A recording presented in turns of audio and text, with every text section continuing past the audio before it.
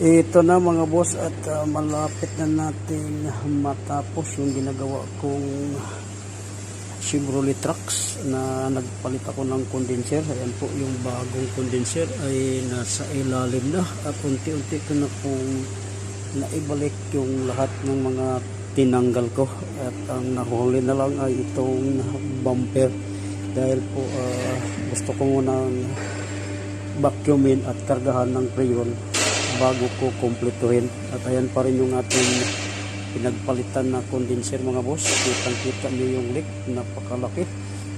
At kaya po pinalitan natin yan dahil sa sobrang laki ng leak. Hindi siya mag-hold ng pressure at madali lang lumabas yung preyon.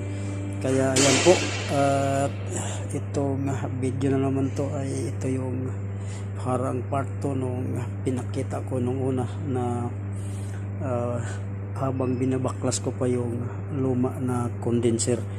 At update ko lang sa inyo para sa ganun ay kahit pa paano magkaroon din tayo ng pangalawang video update sa ating ginagawang Chevrolet trucks. Kaya ito na yan mga boss at konting kimbot na lang to at medyo magkakapira na. At mamaya-maya ay kakargahan ko na to at gamit itong AC machine.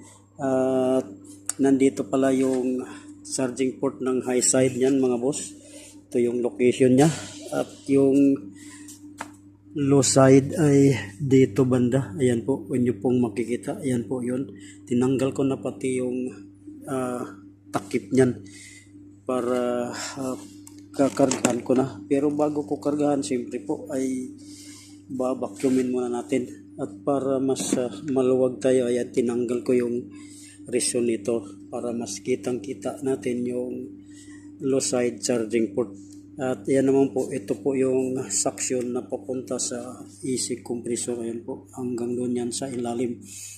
At silip lang tayo bago natin to buuin at bago natin kumpletuhin. At siya nga pala, nakabit ko na rin dito yung connector na nagdugtong sa condenser at yung isa papunta sa compressor, yung discharge hose, at yung isa ay papunta sa evaporator at nakakabit yan sa expansion valve. At ayan naman po yung expansion valve na sa ilalim banda. Ayan po, kung nyo pong makikita, katabi siya ng heater ng hose. So ayan po, ito lang po muna.